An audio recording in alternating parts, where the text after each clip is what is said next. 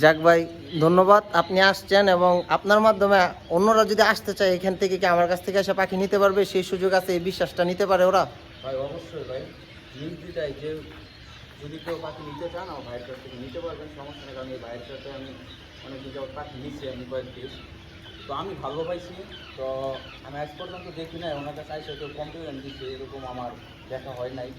তারপর আপনারা আসবেন আমারে দেখবেন, নিজ দায়িত্বে বুঝে নিতে পারবেন, এটুকু গ্যারান্টি দিতে পারি। তো আমার মনে হয় যারাই পাখি নেয় সরাসরি খামার আইসা নিলে সব থেকে বেশি ভালো হয়। হ্যাঁ, হ্যাঁ, কারণ এখন বর্তমানে খামারের বা বিশেষ করে কোয়েল পাখিতে অনেক দালাল হয়ে গেছে, দালালে বইরা গেছে।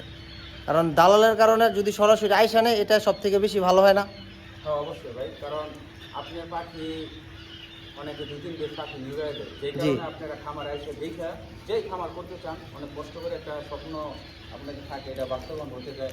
যদি শুরুতেই নষ্ট হয়ে যায় এতে করে মনটা ভেঙে দেবো শুরুতে, এর জন্য আপনার খামারে এসে দেখা তারপর পাখি নেবেন।